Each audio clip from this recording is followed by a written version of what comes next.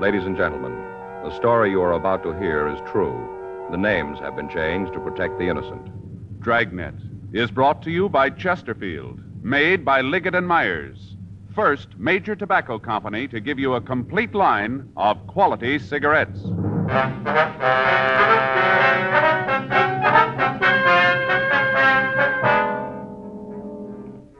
You're a detective sergeant. You're assigned a robbery detail.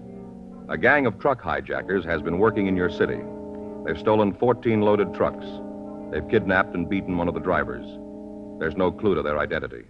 Your job? Get them. With the winter season coming on, young America and all of us will be concentrating on our favorite winter sports: ice skating, bowling, basketball, skiing. One thing you'll notice, whatever young America does, wherever it goes, Chesterfield goes along. Yes, Chesterfield is the choice of young America. Chesterfield is the choice of more thousands of smokers everywhere.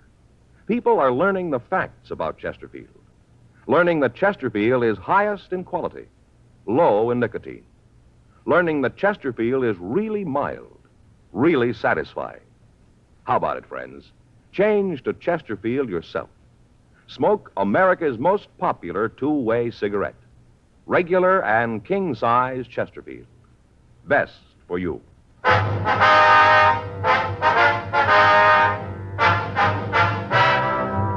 Dragnet, the documented drama of an actual crime.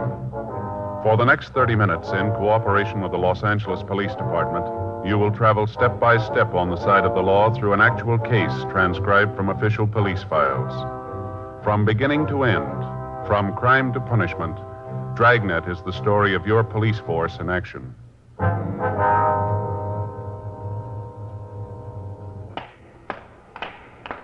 It was Wednesday, June 4th. It was warm in Los Angeles. We were working the day watch out of robbery detail. My partner's Frank Smith. The boss is Chief of Detective Thad Brown. My name's Friday.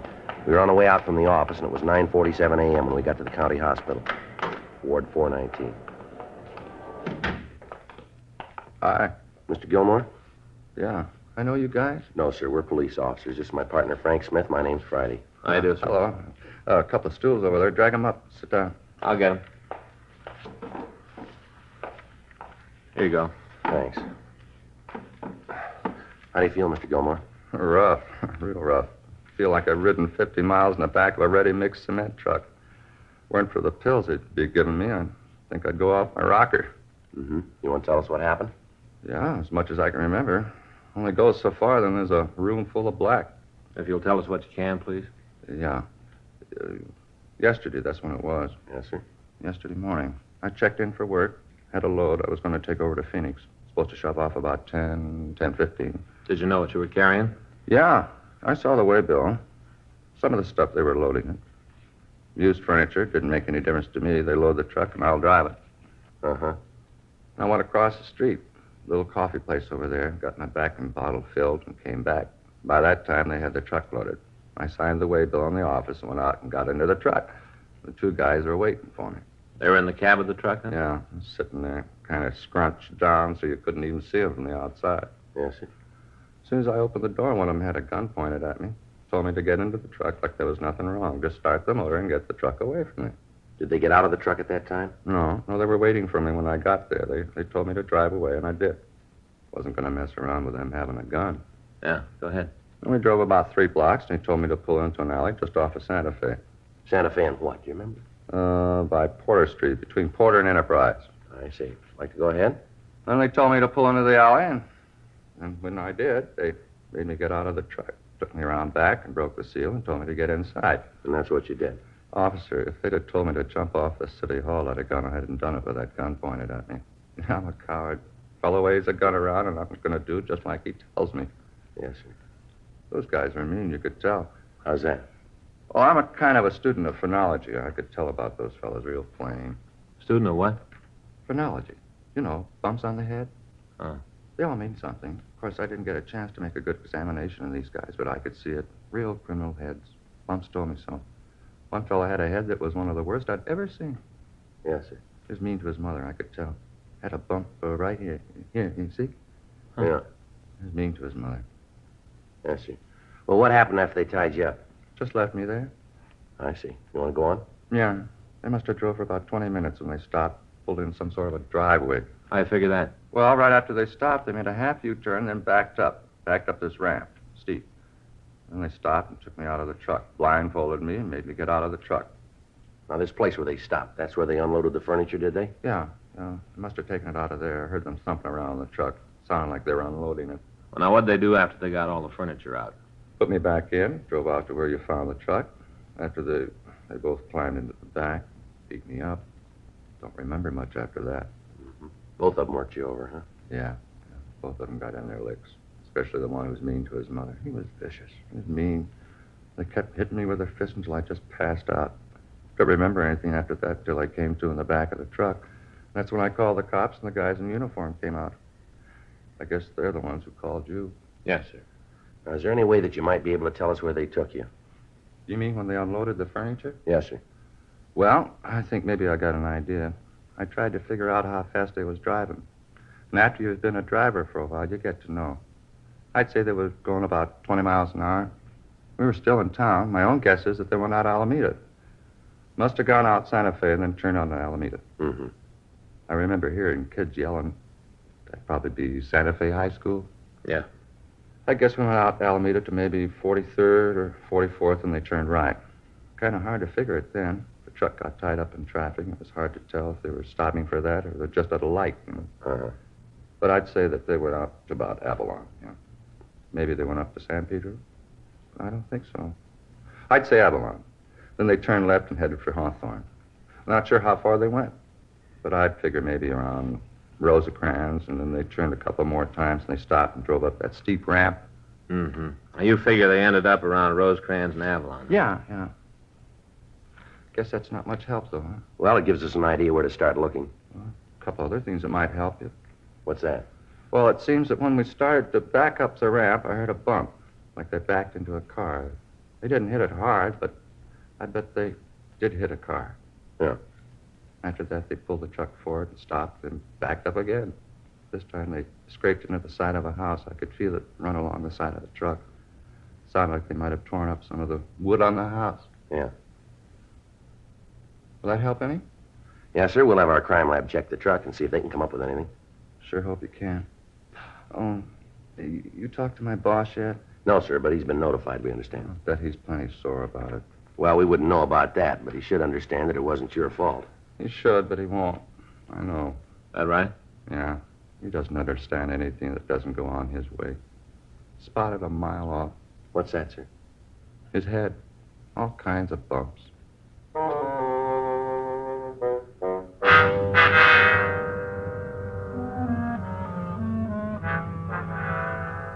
10:06 a.m. We continued to question the victim, Russell Gilmore. He gave us descriptions of the two men who'd kidnapped him. He also told us that at one time he heard one of the men call the other by the name Leo.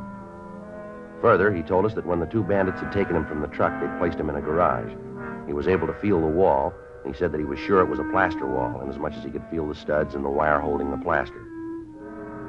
He said that at one time he heard a woman come out of a house and say something to the thieves while they unloaded the truck.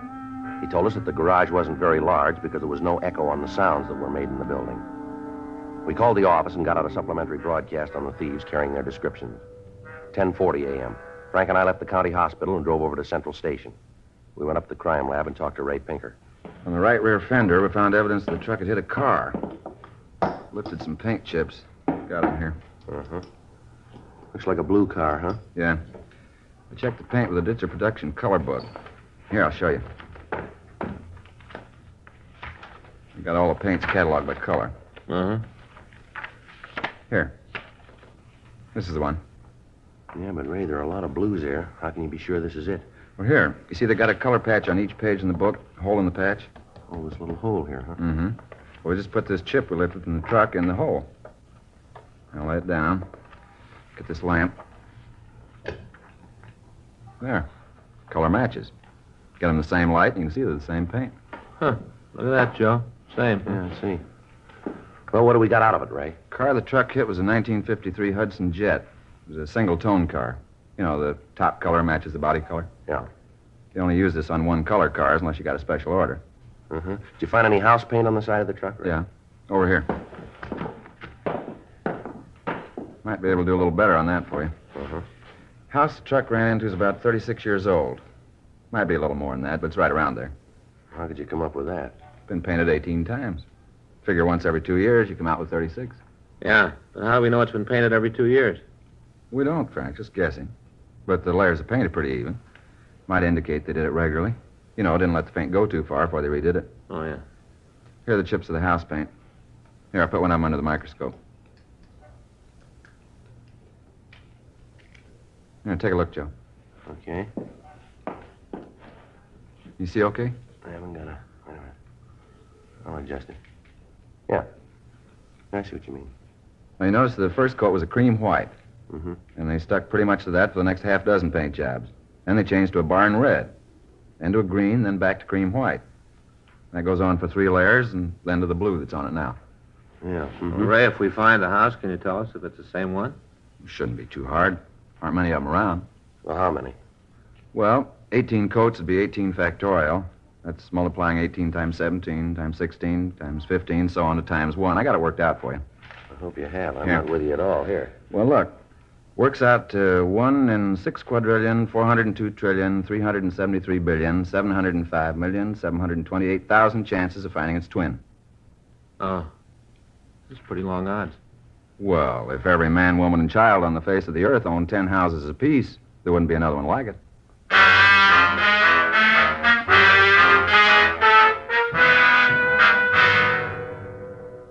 11:37 a.m. We put in a call to Leighton Prince. Harlan Stahl told us that his crew had gone over the truck thoroughly, but had failed to come up with anything. We contacted the stats office and asked them to make a run on the M.O. that the thieves had used. They told us that the results would be ready for us late in the afternoon. We contacted hit and run detail, but there'd been no reports that could have been the car that the truck had hit. We went to the office and got a large map of the city. Then we drove out to the county hospital to talk to the victim again. We asked him to trace his movements while he'd been held prisoner in the back of the truck. He drew a line down Santa Fe Avenue, up to Alameda, then over to Avalon Boulevard on 43rd Street. From there, he traced the streets down to Rosecrans Avenue. He drew a circle on the map centered on the intersection of Rosecrans Avenue and Avalon Boulevard. He told us that we'd find the house we were looking for inside the circle. Before we left him, we made arrangements for the mugshots to be taken to the hospital for him to check for a possible identification of the suspects. 12:40 p.m. We contacted Records and Identification Division and asked them if they'd had any luck on running the name Leo. We were told that they had 3 possibles for us. The addresses on the packages were not in the area that had been circled by the victim, Russell Gilmore. We got in touch with Lieutenant Jack Smyers and filled him in on the developments. He called Metro Division and made arrangements for 3 additional teams of men to work with us in a search of the streets within the circle drawn by the victim. He also contacted the divisional commanders and asked for their cooperation. The men were instructed to find a residence with a steep driveway leading to a detached garage. The house would have a wooden porch on the right side of the house as it faced the street. There would be damage to the wood on the porch. Also, there was a possibility that a Hudson automobile would be parked either in the driveway or on the street right next to it. The car would have some damage done to it. 5:15 p.m. Frank and I got back to the office from the search area. Man, I'm sure Oh, tired. I'm with you. A lot of streets out there. Yeah, a lot of houses on the streets.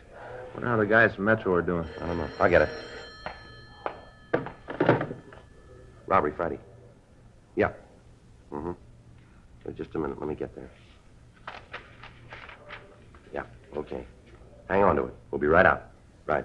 Well, the Metro boys did some good. Huh? The house. They found it.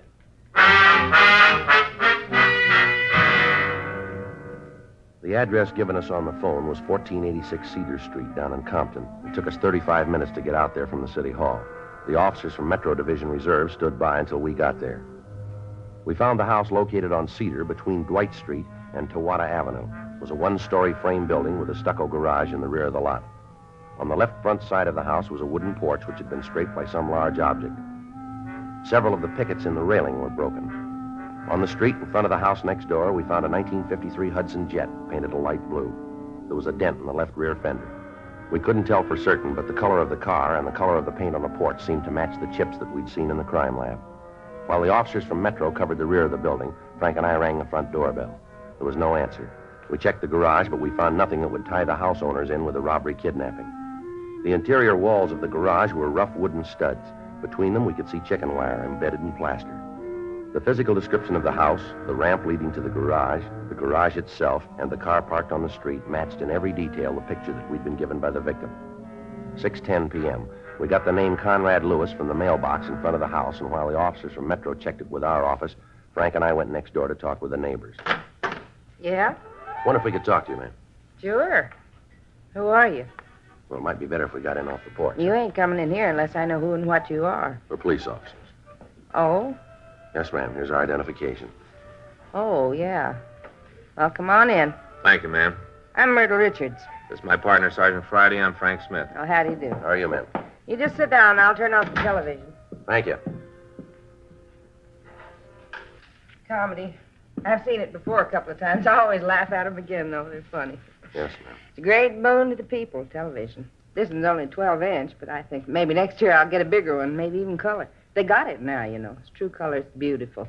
Yes, ma'am. Of course, I ain't actually seen it myself. I just read about it, you know. Beautiful. Oh, I'm a great fan. I got it on all day, right from the early show to the late show. I understand next week one of them stations is going to start an early show. Now, that'll be nice, won't it? Yes, ma'am, sure. I wonder if we could ask you a few questions. I certainly. You just go right ahead. That car out front, does that belong to you? The blue one? Yes, ma'am. Yeah, that's mine. I just got it a few months ago. That's what you're here about, huh? I beg your pardon? About how somebody hit my car? Big dent. Isn't that what you're here for? No, not exactly. Do you know who hit your car? No. I wish I did. If I knew, I'd sue 'em. Imagine hitting a car that's parked right at the curb and not leaving a note or something to say who did it. Person that ran into me must be insured. Wouldn't cost him nothing. All he had to do was leave a card. Yes, ma'am. When was the automobile hit? Do you know? Yesterday morning. I walked down to the market to do some shopping and get some things for dinner, pretzels, potato chips, things to eat while I watched the TV. When I got back, the dent was there. Did it while I was gone. Did it and didn't even leave a card. Yes, ma'am. Could you tell us who lives next door to you, please? Which side? The left side over there. Well, that's Lewis's house. Why are you asking about them? How long have they lived there, do you know? Yeah, I guess it's been about 10 years. They moved in right after Conrad. That's Mr. Lewis, right after he opened up the new store. What line of business is he in? Well, he got some kind of a shipping business. Has deals with different stores all over the state. Did you see Mr. Lewis yesterday? Yes. Matter of fact, I did. He come over like usual at 5:30. He usually come over at that time, does he? Tuesday, Thursday, and Saturday, yeah. You see, there's a TV show he likes to see. I watch it, but his wife don't care for it. She watches something else, so Conrad comes over here. He was here last night. You see him during the day at all? No, I didn't. You know where they are tonight? I'm not sure, but I think they went to the movies. Seems to me Mrs. Lewis said that her and Conrad was going to a show over in town. That's probably for us. I'll get him. I imagine so. Isn't anybody come calling on me this time of night? Oh, it's Henderson, Joe. I'll be right back. Right. Have you noticed any trucks in the neighborhood lately, Mrs. Richards? Oh, well, I'll have to think about that for a minute. Mm-hmm. You don't mean like the garbage or can truck, do you? No, ma'am. Large moving vans. See the others quite a bit. Yeah. Well, now, let me see. Well, there were some people who just moved into a new house down the street. That was about a month ago. That didn't help? Well, thank you, Mrs. Richards. Joe, see you a minute. Yeah. Excuse me, please, Mrs. Richards. Yeah, you go right ahead. Yeah. Henderson ran the name Conrad Lewis through the files. Mm-hmm. He's been convicted for armed robbery.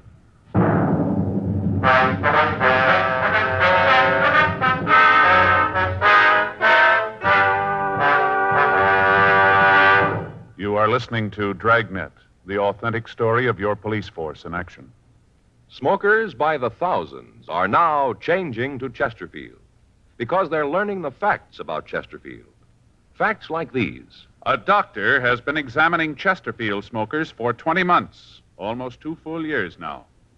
We've just received his latest report, and it confirms again no adverse effects to the nose, throat, and sinuses from smoking Chesterfield. That's a matter of record. And so is this. Chesterfield is the only cigarette proved highest in quality, low in nicotine. Those are the facts about Chesterfield. More good reasons why Chesterfields taste so good, smoke so much milder. How about it, friends? Smoke America's most popular two-way cigarette, Chesterfield. Regular and king size. Best for you.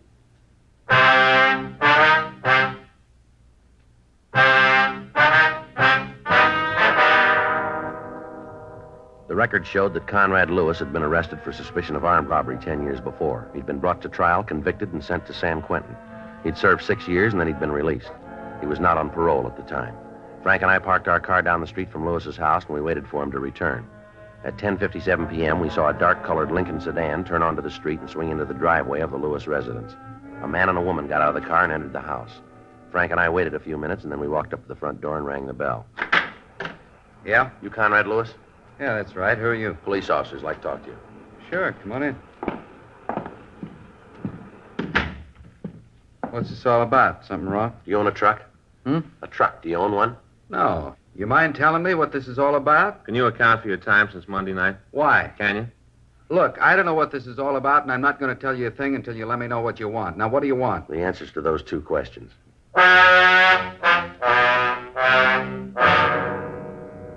12:15 a.m. It had been only a little over 48 hours since Russell Gilmore had been kidnapped and beaten, and we had a suspect in custody. However, Lewis refused to admit any complicity in the crime. We talked to him for several hours, but he told us nothing. He admitted that he'd been arrested before and that he'd served time in San Quentin. However, he stuck to his statement that since his release, he'd done his best to live by the law. With the evidence at hand, he was booked at the main jail on a charge of suspicion of violation of Section 211 PC. We obtained the keys to his place of business, and Frank and I went out to check it. It was a large wholesale store selling used furniture. A search of the premises failed to turn up any of the stolen merchandise. While Frank went through the stock rooms, I checked the business ledgers. Nothing back there either, Joe. How'd you do? Well, according to these, Lewis does a big shipping business. That's what the woman next door told us. He's been making shipments up to Oakland regular. Books tell what they were? Yeah, right here. He's been sending large lots of used stuff to a place on MacArthur Boulevard. There's a whole list of it here. Tables, living room sets, TV sets. Better get in touch with the police up there and have them check this place out, huh? Yeah. Without that stolen property, we're not going to have a very good case against him. You got the address of the place up north? Yeah. Let's go back to the office and get a call in. Right. Sure hope they come up with the answers. Well, if they don't, we might be in trouble. Yeah? The DA's office is liable to throw the whole thing out. Thursday, June 5th, 8:20 a.m. We put in a call to Captain of Inspectors Tony Bolger in Oakland and asked him to check on the recipient of the furniture shipment from Lewis. We also gave him as detailed a description of the stolen merchandise as we were able to obtain. In the meantime, Lewis had been admitted to bail and was released. Thursday, 11:15 p.m. Frank and I got back to the office from checking a lead on one of the suspects who'd driven the truck. I got it. Robbery Friday. Yeah. Yes, it is. All right. Tony Bolger from Oakland. Let's hope we called it. Yeah, Tony. Yeah? Well, what'd he say? Well, that's the way it looked from here. What? Yeah, right. Okay, thank you. How about it? When you talk to the man who bought this stuff, he's clean. How about the merchandise itself? It's all stolen.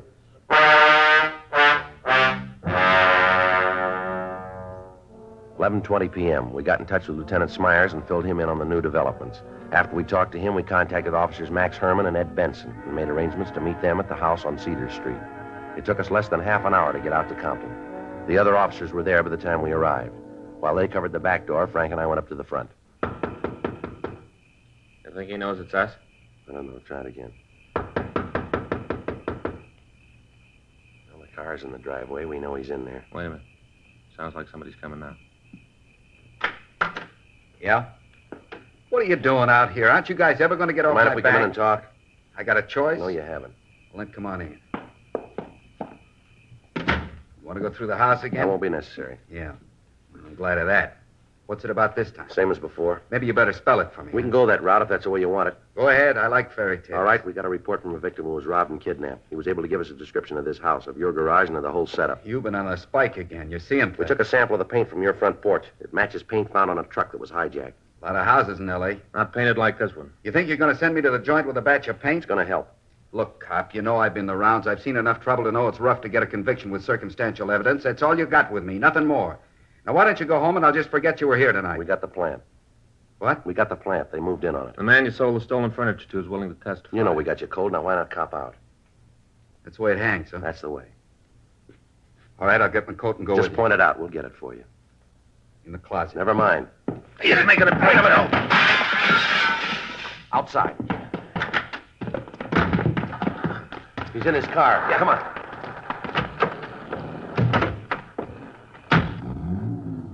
He's heading down toward Rosecrans. Better hit the siren. Right.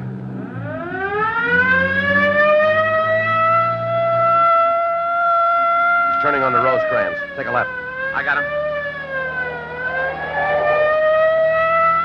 See him? Wait a minute. Yeah, up ahead there. Try a shot? Better not. Too many people around. Can't you close in on him? I think we're pulling up. Making a turn. Yeah. Stay with him. Hang on. It's a dead end, Frank. Yeah. He's in trouble, Joe. Come on. Well, let's get him out of there. Yeah. Hey, that door's stuck. Wait a minute, I'll give you a hand. There. Can you get him? Better call an ambulance. The motor's in his lap. Is he still alive? Looks like it. Can you help me here? Yeah, let me get in there. All right. Come on, let's put him down here. Yeah. All right, take it easy, Lewis. I'll call the ambulance. Right. Take it easy, Lewis. We've sent for a doctor. I didn't see the sign. I didn't know the street didn't go through. Lousy break. Lousy break. I'd have made it if I stayed off this street. You'd never got me if I'd stayed off this street. I just turned the car and all of a sudden I was on a dead end. Afraid you're wrong there, mister. Huh? You've been there a long time.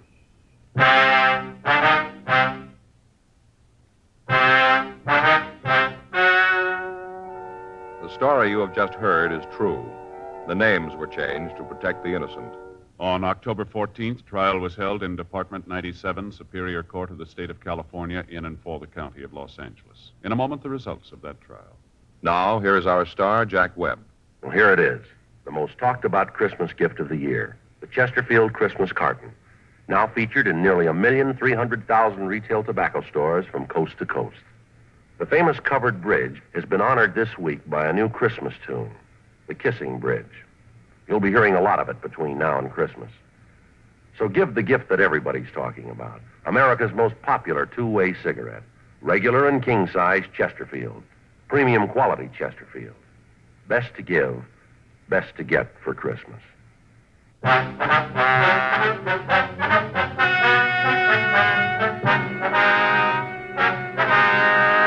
Conrad Austin Lewis and his Confederates were apprehended and brought to trial on 11 counts of grand theft auto and 1 count of kidnapping. They were found guilty and sentenced as prescribed by law. Grand theft auto is punishable by imprisonment in the state penitentiary for a period of not less than 1, nor more than 10 years. Kidnapping is punishable by imprisonment for a term of from 1 to 25 years in the state penitentiary.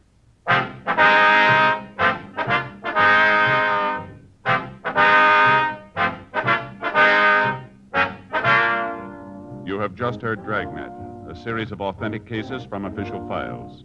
Technical advice comes from the Office of Chief of Police W.H. Parker, Los Angeles Police Department. Technical advisors, Captain Jack Donahoe, Sergeant Marty Wynn, Sergeant Vance Brasher. Heard tonight were Ben Alexander, Vic Perrin, Virginia Gregg, Jim Griffith. Script by John Robinson. Music by Walter Schumann. Hal Gibney speaking. Watch an entirely new Dragnet case history each week on your local NBC television station. Please check your newspapers for the day and time. Chesterfield has brought you Dragnet, transcribed from Los Angeles. Buy new Fatima, the smooth smoke with Fatima tips of perfect cork. King size for longer filtering, and Fatima quality for a much better flavor and aroma. This Christmas, give Fatima in the special Christmas carton. Cork tip and plain ends, too.